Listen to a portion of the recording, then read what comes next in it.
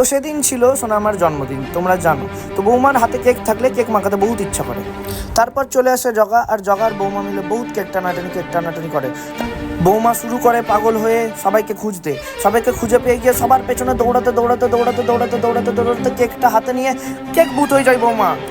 আর এইদিকে শহীদ হয়ে গেল মিমি, ন্যান আর বর্দি ভাই। আর এইদিকে দাদা ভাই গেটের ওপর চেপে গেছিল, আর নিচে কুমিরের মতন অপেক্ষা করছিল বৌমা নিয়ে। বৌমার এলাই হয়ে যায় ছোট মানি, দুজনে পেছনে। এইদিকে দিদি ভাই, আমি আর অরিত্র ছিলাম একমাত্র পেছে। দিদি ভাই আমাদেরকে কল করে বলে এখন একদম বাড়িতে আসবি না। আমরা বলি কেন? কারণ দিদি ভাই বলে ওদের হাতে কেক নয়, পায়েস আছে। এইদিকে দাদা ভাই তখনও গেটে ঝুলে। তখন আমরা কেকগুলো খোঁজা শুরু করি আর পেয়ে যাই কেক। আর তখন দিদি ভাই গিয়ে ফেলে আসে সেই কেকগুলো আমাদের সামনের বাড়ির লালটু কাকুর দোকানে।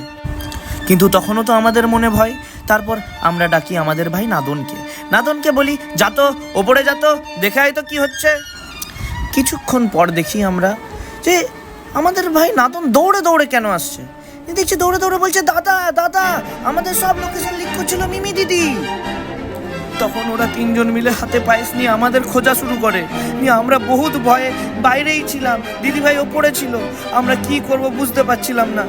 তারপর বেজে গেছিল ঘড়িতে 12টা, আর ঘরের বড়রা সবাইকে যারা কেক লাগাচ্ছিল তাদেরকে করলো অনেক বকাঝকি, আর কেউ আমাদেরকে কেক লাগাতে পারেনি।